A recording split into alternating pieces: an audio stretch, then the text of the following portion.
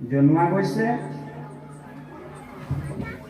আজি লখিমপুৰ জিলা শাখাৰ অন্তৰ্গত কদম আঞ্চলিক শাখাৰ 38 সংখ্যক বাৰ্ষিক অধিৱেশনৰ স্থলীত সমবেত সমস্ত জনা বাপাই ছাত্ৰ ছাত্ৰী সেৱা দলৰ যুৱক যুৱতী কণ কণ মইনা মইনী সমস্তৰে চৰণত আমি পুনশ্চবাৰ সেৱা ধৰিলোঁ। এই দ্বিতীয় বৈকুণ্ঠপুৰী পূব পশ্চিম উত্তৰে দক্ষিণ এই চাৰিও দিশৰ পৰা অহা সমস্ত জনা মহা মহা ভক্ত খবৰ শ্ৰী চৰণ কমলত আমি ভক্তিপূৰ্ণ সেৱা নিবেদন কৰিলোঁ।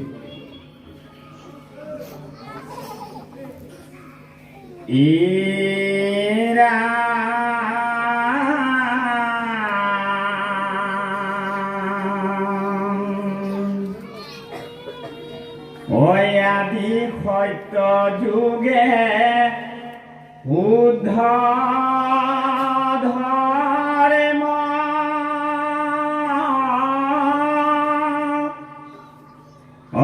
আছিল একমাত্ৰ হৰি নাম অদেৱ হবে গুপ্ত কৰিলে কৰি কপট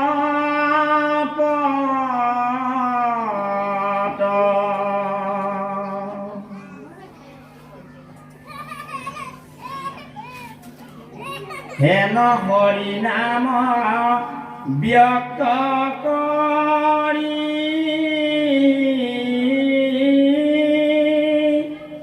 সমস্ত লোকক উদ্ধাৰিলা।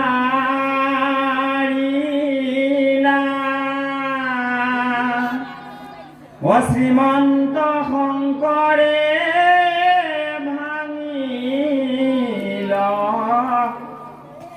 সবাৰ ওপৰত। শ্ৰীমন্ত শংকৰে ভাঙিল সবাৰ ওপৰত।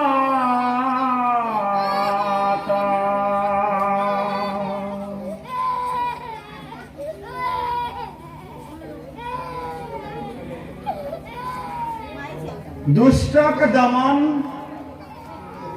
শান্তক পালন অধৰ্ম নাশ ধৰ্ম প্ৰতিষ্ঠা কৰিবৰ বাবে অনন্ত কোটি ব্ৰহ্মাণ্ডৰ অধিকাৰী পূৰ্ণ কৃষ্ণ ভগৱন্তই মৎস্য কুৰ্ম নৰসিংহ বামন পৰশুৰাম হলিৰাম বৰাহ শ্ৰীৰাম এনেধৰণে আপোনা আমি জানি থকাৰ দৰে 22 বাৰ অৱতাৰ ধাৰণ কৰি পৃথিৱীত ধৰ্ম আৰু সত্য প্ৰতিষ্ঠা কৰি থৈ গ'ল।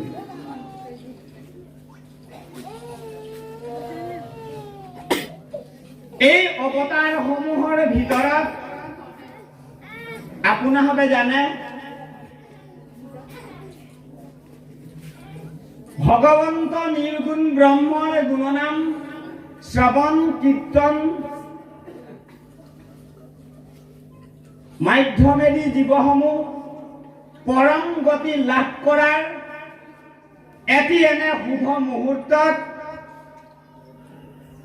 আপুনি আমি জানি থকাৰ দৰে 33 কোটি দেৱতা প্ৰমুখ্য কৰি যাক সদাশিৱ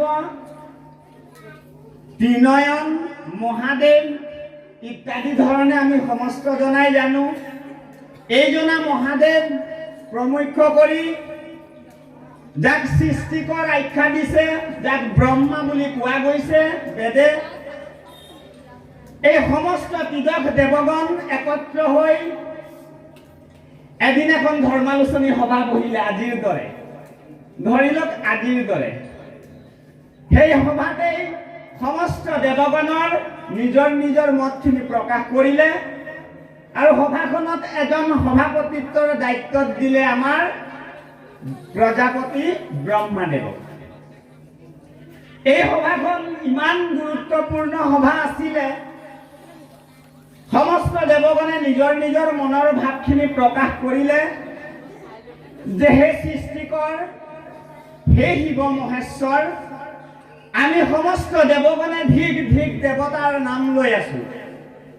আমি সমস্ত দেৱগণে যি ধৰণে মনুষ্যগণৰ পৰা যি ধৰণে আমি নিজৰ প্ৰাপ্যখিনি আমি পাব লাগে, মনুষ্যই আমাক পূজা দিব লাগে, যজ্ঞৰ ভাগ যি ধৰণে আমি পাব লাগে, যি ধৰণে আমি মান্যতা পাব লাগে, কিন্তু আমি কেৱে দেৱগণে নাপালো।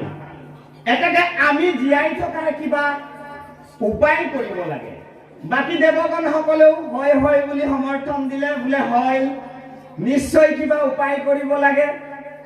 বাকী দেৱগণে এইদৰে আলোচনা কৰি এখন সভাত ব্ৰহ্মাক সভাপতিত্ব পাতি ব্ৰহ্মাদেৱৰ পৰা পৰামৰ্শ ল'লে, পিতামহ, আমি যি উদ্দেশ্যে এই সভাখন আয়োজন কৰিছো, ইয়াত কিবা ক'বলগীয়া আপোনাৰ আছে নেকি?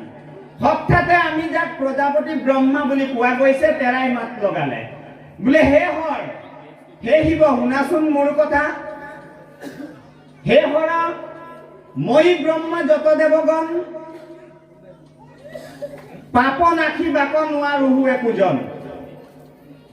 আমি সমস্তজনে নিজৰ নিজৰ ভাগৰ দ্ৰব্য পূজা পাঠ যজ্ঞ আদি আমি মনুষ্য লোকৰ পৰা বাঞ্ছা কৰিছো, হয়, কিন্তু সাৱধান, আমি যিমান জীৱ দেৱগণক প্ৰমুখ্য কৰি শিৱ আৰু আমি সমস্ত জনাই কিন্তু জীৱসমূহে কৰা কিঞ্চিত মাত্ৰ পাপো আমি কিন্তু খণ্ডন কৰাৰ কিন্তু সেইকণ সামৰ্থ্য আৰু শক্তি আমাৰ হাতত নাই। বোলে তেন্তে পিতামহ কি কৰা যাওক? বোলে এই বিষয়ে আমাৰ ভগৱন্ত প্ৰভুজনাহে সিদ্ধান্ত দিব পাৰিব। বোলে তেনে পলমৰ নাই প্ৰয়োজন, যাওঁ এবে আমি ব্ৰহ্ম বৈকুণ্ঠ লোকে হৰিক আৰাধি সমস্ত জনে, নিশ্চয় আমাৰ মনৰ ভাৱ পূৰ্ণ হ'ব, নহয় নে মহাদেৱ? বোলে নিশ্চয়। তেন্তে বলা সমস্ত জনে ভগৱন্তক আপত্তি ভাগ দিয়া হওক। এইবুলি সমস্ত দেৱগণে এখন সভাত সিদ্ধান্ত ভাগ গৃহীত কৰি তেওঁলোকে বৈকুণ্ঠ দিশে গতি কৰিলে। বৈকুণ্ঠ দিশে গৈ ভগৱন্তৰ বৈকুণ্ঠত সমস্ত তীৰ্থ দেৱগণে শিৱ প্ৰমুখ্য কৰি প্ৰজাপতি ব্ৰহ্মাদেৱে আদি কৰি ভগৱন্তক স্তুতি আৰম্ভ কৰিলে। নমো নমো নাৰায়ণ অতি জগত পতি, অ তোমাৰ চৰণে প্ৰভু অৰুহু প্ৰণতি,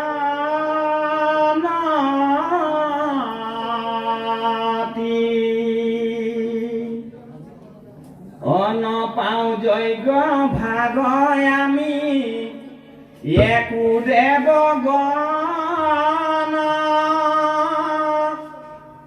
অদিও জীৱিকা প্ৰভু কৰিলো প্ৰাৰ্থনা, অদিও জীৱিকা প্ৰভু কৰিলো প্ৰাৰ্থনা।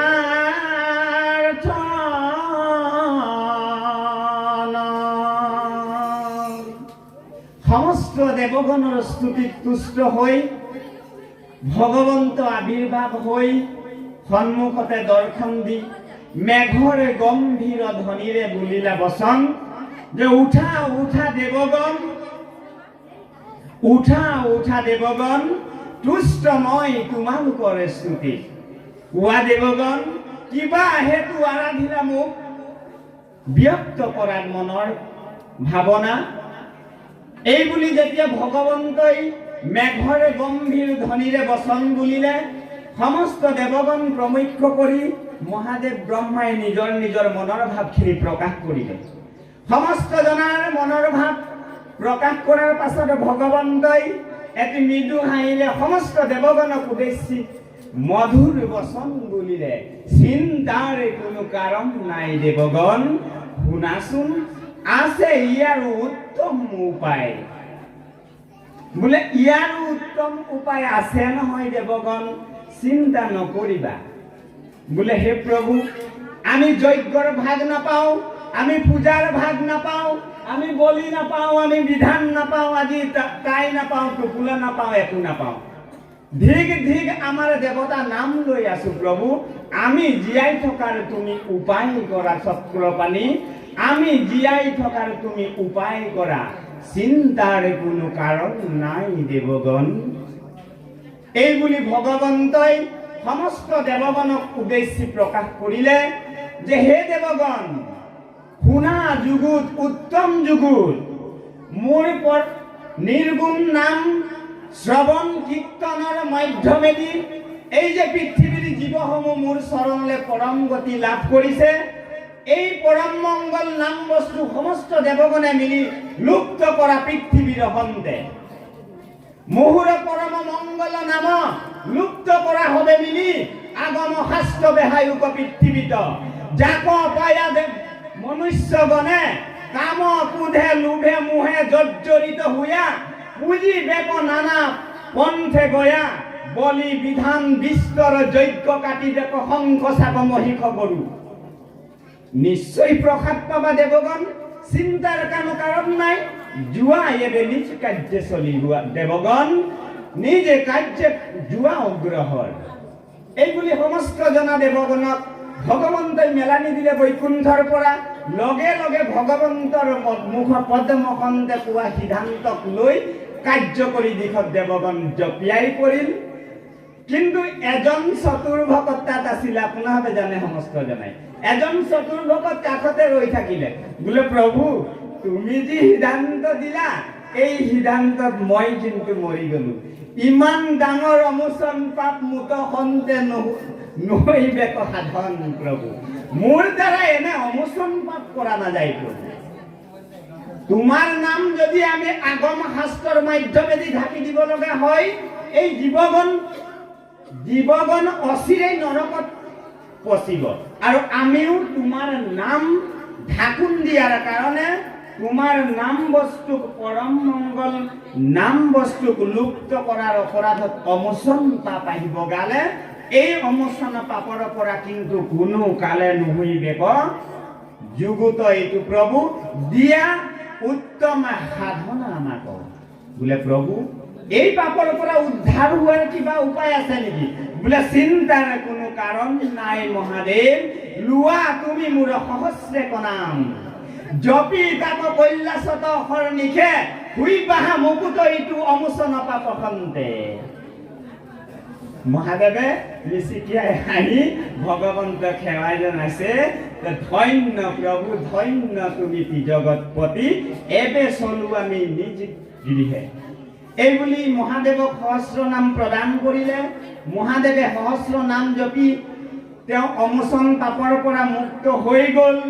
কিন্তু এই যে দেৱগণে পৃথিৱীত বুৱাই দিলে আগম শাস্ত্ৰৰ বেহা, এই আগম শাস্ত্ৰত উটি বুঢ়ি জীৱসমূহে নানা হিংসা কৰ্ম মাধ্যমেদি পৃথিৱীত অধৰ্মৰ প্ৰাদুৰ্ভাৱ যেতিয়া বাঢ়িলে, আমি অকণমান চমু কৰিছোঁ, যেতিয়া অধৰ্মৰ প্ৰাদুৰ্ভাৱ বাঢ়িলে, ধৰ্মৰ গ্লানি হ'ল, নিৰীহ জীৱৰ ওপৰত অত্যাচাৰ চলিলে, ধৰ্ম বুলি অধৰ্ম কৰা হ'ল।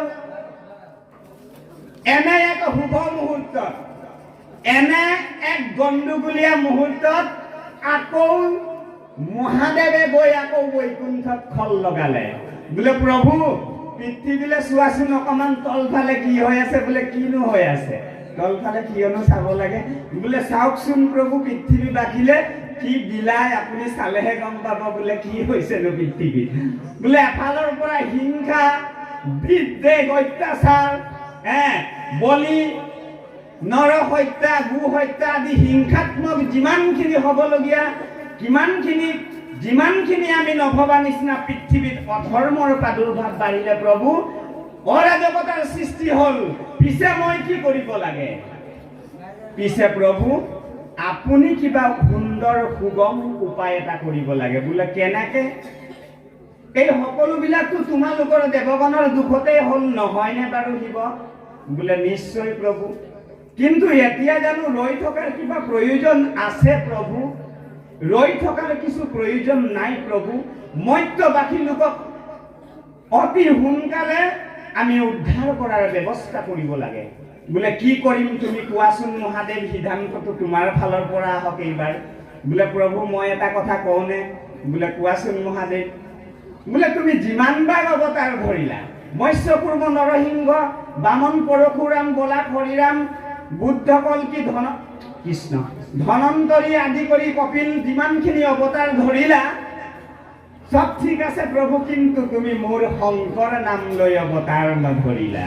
বোলে এতিয়া সেইটোহে বাকী থাকিল নেকি? বোলে হয় প্ৰভু, নিশ্চয় প্ৰভু, আমাৰ শংকৰ নামে তুমি হুৱা অৱতাৰ। মোৰ শংকৰ নাম লৈ প্ৰভু তুমি এইবাৰ কিন্তু অৱতাৰ হবই লাগিব। বোলে হয় নেকি? এনেকুৱা কিবা ভগৱন্তই কৈছে মই গ'লে জানো উদ্ধাৰ হ'ব পৃথিৱীৰ লোকসকল? নিশ্চয় পাৰিব প্ৰভু, কেতিয়াও নহ'ব। বোলে আমাৰ মাধৱ নামে তুমি হৈবা অৱতাৰ। বোলে এইফালে আপোনালোকৰ এইফালে লখিমপুৰ নাৰায়ণপুৰত। বোলে কি? আমাৰ মাধৱ নামে তুমি হৈবা অৱতাৰ। শ্ৰীমন্ত মিশ্ৰ দেৱ পূৰ্ব দিশে বিৰাজতে, ধর্ম সনাতনম येषु প্রকাশ্যে কৃতি মণ্ডলে। নিজ নাম জপ ধর্ম নিজেই প্রকাশ করার অর্থ শ্লোক থাকিয়ে প্রকাশ করিছে যে ভগবন্তই শঙ্কৰৰ নাম লৈ এইবাৰ কিন্তু অৱতাৰণা পৃথিৱীলৈ হল। যিজন গুৰুৰ গুৰু পৰম গুৰু, অখিল ব্ৰহ্মাণ্ডৰ গুৰু, যাক জগত গুৰু বুলি কোৱা গৈছে, যিজন গুৰুৰ গুৰু পৰম গুৰু শ্ৰীমন্ত শংকৰ পুৰুষ ভাৰতৰ পূব প্ৰান্তত হকাৰ আদি নাম ধৰি বকাৰ আদি নাম গ্ৰামে কুকুম্বৰৰ গৃহে সত্য সন্ধ্যাৰ গৰ্ভে অৱতাৰণা হৈ কি কৰিব? লক্ষ্য আৰু উদ্দেশ্য কিন্তু মহান। এইবাৰ শংকৰ নাম লৈ আজিৰ পৰা 575 বছৰ পূৰ্বে শংকৰ নাম লৈ পৃথিৱীত অৱতাৰণা হোৱা লক্ষ্য আৰু উদ্দেশ্য কিন্তু মহান। আমাক মাধৱদেৱে ক'লে, বোলে গুৰুজনা এই যিটো অৱতাৰ মহান লক্ষ্য আৰু উদ্দেশ্য, কেনেকুৱা উদ্দেশ্য আৰু লক্ষ্য এইটো হ'ব পাৰে আপোনালোকে সমস্ত জনাই জানে, আমি স্মৰণ কৰাইছো। এৰা মানৱৰ অৱতাৰ ধৰন্ত ঈশ্বৰ কৃষ্ণে, হৰিবাক পৃথিৱীৰ ভাৰ, অন্ত জাতি পতিতৰ তাৰণ কাৰণ হেতু, ঐবাৰ ভৈলাহায় অৱতাৰ।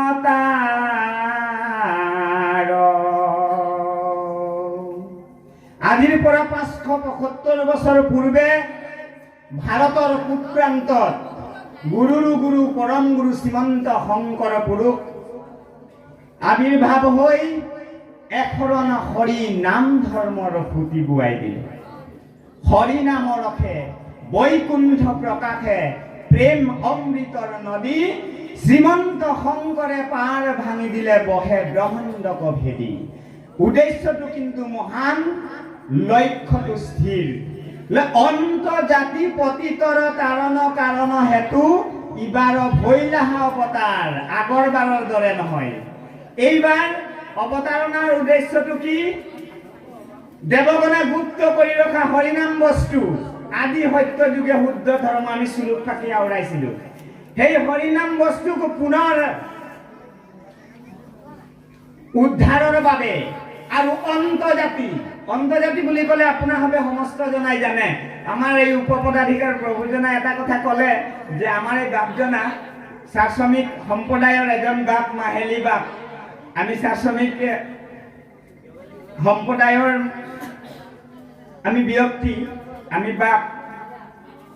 তো এই যে অন্তৰ্জাতি পতিতৰ কাৰণ হেতু অন্তৰ্জাতি কাক অন্তৰ্জাতি বুলি কোৱা গৈছে এই কথাটো আপোনালোকে বিচাৰ কৰিব যে অন্তৰ্জাতি এইটো অন্তৰ্জাতি বুলি কোৱা গৈছে যাক সমাজে আপুনি আমি যাক নিচহীন বুলি প্ৰতিপন্ন কৰা হয় নিচহীন বা একেবাৰে ঘৃণনীয় জাতি বা যাক অস্পৃশ্য কৰা হয় যে তেওঁ চুলে বস্তুটো চুৱা হৈ যাব তেওঁৰ ছাঁটো লাগিলে চুৱা হৈ যাব তেওঁ হুমাই দিলে হয়তো চুৱা হৈ যাব পাৰে বা তেখেতে বহি দিলে আকনখন পুনৰ ধুবলগীয়া হ'ব পাৰে এনেকুৱা ধৰণে যিটো মানে যিটো মনোভাৱ মানে যিটো জাতিৰ ওপৰত যিটো ব্যৱহাৰ এই জাতিটোক অন্তৰ্জাতি বুলি কোৱা গৈছে ধৰক অন্তৰ্জাতি বুলি ক'লে আপোনাভাৱে আমি স্মৰণ কৰাম সমস্ত জনাক আপোনাভাৱে সমস্ত জনাই গুৰুজনাৰ ভক্তি প্ৰদীপ গ্ৰন্থভাগী শ্ৰৱণ কীৰ্তন কৰিছে তাত অন্তৰ্জাতি